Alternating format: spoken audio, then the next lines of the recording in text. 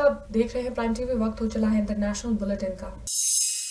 America ने कहा कि एशिया और पूरी दुनिया में चीन के बढ़ते खतरे को देखते हुए भारत और उसके कूटनीतिक हित काफी हद तक एक जैसे हो गए हैं। रक्षा मंत्री माइक एस्पर ने कहा कि दोनों देश खुला और आजाद हिंद प्रशांत क्षेत्र चाहते हैं। हमारे इस प्रयास को दबाने की जितनी कोशिश की जा रही है, ये उतना ही मजबूती से उभर रहा है। एस्पर ने आगे ये भी कहा कि हम लोग ऐसे समय में आ चुके हैं जब ताकत को लेकर देशों के बीच मुकाबला चल रहा है। दक्षिणी ध्रुव अंटार्कटिका के डेनमान ग्लेशियर में दुनिया की सबसे गहरी जगह मिली है। ये खोज अंटार्कटिका का भौगोलिक मानचित्र बनाने के बाद हुआ। इससे जुड़े एक शोधकर्ता ने कहा कि इस महाद्वीप पर हैरान करने वाली कई जानकारियां हैं। डेनमान ग्लेशियर में सबसे गहराई वाली घाटी समुद्री सतह से 3.5 किलोमीटर नीचे है। इसकी खोज कैलिफोर्निया विश्वविद्यालय के वैज्ञानिकों ने की।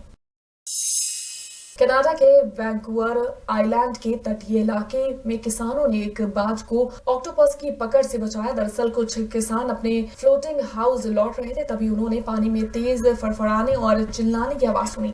इसका वीडियो सोशल मीडिया पर वायरल हो रहा है। किसानों ने बताया कि हमने देखा एक ऑक्टोपस बाज को अपने कब्जे में लिए हुए है और इसे पानी के अंदर ले जाने की कोशिश कर रहा है। उसी वक्त हमने बाज को ऑक्टोपस के चुंगल से छुड़ा लिया। अमेरिकी राष्ट्रपति डोनाल्ड ट्रंप के खिलाफ महाभियोग के आरोपों पर डेमोक्रेट्स मतदान करेंगे। ट्रंप द्वारा यूक्रेन से राजनीतिक समर्थन लेने के कथित गलत व्यवहार को लेकर रिपब्लिकन के साथ 14 घंटे की लंबी बहस के बाद ये मतदान होना है। सदन की न्यायिक समिति की गुरुवार रात चल रही सुनवाई अचानक रोकते हुए अध्यक्ष जेरी नाडलर ने महाभियोग के 2 अनुच्छेदों पर अंतिम मतदान टाल दिया। पाकिस्तान के प्रधानमंत्री इमरान खान ने कहा कि ये शर्म की बात है कि हमारा देश उन 2 देशों में से एक है जहां अभी भी पोलियो मौजूद है। खान ने इस्लामाबाद में देशव्यापी पोलियो उन्मूलन अभियान के उद्घाटन समारोह को संबोधित करते हुए परिजन से आगे आकर अपने बच्चों को पोलियो का टीका लगवाने की अपील की। उन्होंने कहा कि ये शर्म की बात है कि पाकिस्तान दुनिया के उन 2 देशों में से एक है जहां पोलियो अब भी मौजूद है। मालदीव को मौजूदा सरकार में सर्वोच्च नेता और पूर्व राष्ट्रपति मोहम्मद नशीद ने कहा है कि नागरिकता संशोधन कानून पूरी तरह भारत का आंतरिक मामला है। नशीद ने कहा कि भारत दूसरे देश के सताए हुए अल्पसंख्यकों के लिए सबसे सुरक्षित स्थान है। नशीद ने खुद अपना उदाहरण देते हुए कहा कि जब मालदीव में अब्दुल्ला यामीन की सरकार ने उन्हें गिरफ्तार करने की कोशिश की तो भारतीय उच्चायोग ही था जिसने उन्हें शरण दी थी।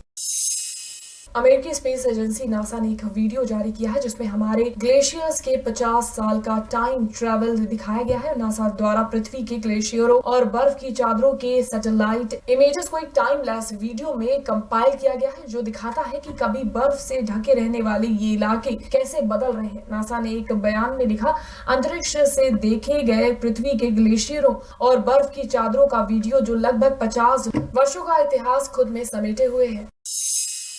नेपाल में एक बम धमाके में 3 लोगों की मौत हो गई। जानकारी के मुताबिक दक्षिणी नेपाल के धनुषा जिले में शुक्रवार देर रात हुए बम धमाके में 3 लोगों की मौत हो गई है। विस्फोट में मरने वालों में एक पुलिस अधिकारी और 2 नागरिक शामिल हैं। हालांकि इस बम धमाके में किसी के घायल होने की खबर नहीं। वहीं अभी तक इस बम धमाके के कारण का भी खुलासा नहीं हुआ है। पुलिस मामले की जाँच कर रही है। ब्रिटेन में कंजर्वेटिव और लेबर पार्टी के भारतीय मूल के उम्मीदवारों के ने आम चुनाव के नतीजों में शानदार जीत दर्ज की। कुछ नए चेहरों के पदार्पण के साथ ही करीब 12 सांसदों ने अपनी अपनी सीटें बरकरार रखी। प्रधानमंत्री बोरिस जॉनसन ने चुनाव में जीत दर्ज करते हुए नव वर्ष में ब्रिटेन को यूरोपीय संघ से अलग करने की राह आसान कर दी है। उनकी पार्टी को पूर्ण बहुमत मिला है। पूर्व की संसद के भारतीय मूल के सभी सांसदों ने अपनी सीटों पर सफलतापूर्वक कब्जा बरकरार रखा। संयुक्त राष्ट्र के मानवाधिकार निकाय ने भारत के नए नागरिकता कानून को लेकर चिंता जताते हुए कहा कि इसकी प्रकृति ही मूल रूप से भेदभावपूर्ण है। नए नागरिकता कानून में पाकिस्तान, बांग्लादेश और अफगानिस्तान के गैर मुस्लिम उत्पीड़ित अल्पसंख्यकों को नागरिकता देने का प्रावधान है। संयुक्त राष्ट्र के मानवाधिकार निकाय के प्रवक्ता जेरेमी लॉरेंस ने जिनेवा में कहा, हम भारत के नए नागरिकता कानून 2019 को लेकर चिंतित हैं जिसकी प्रकृति ही मूल रूप से भेदभावपूर्ण है।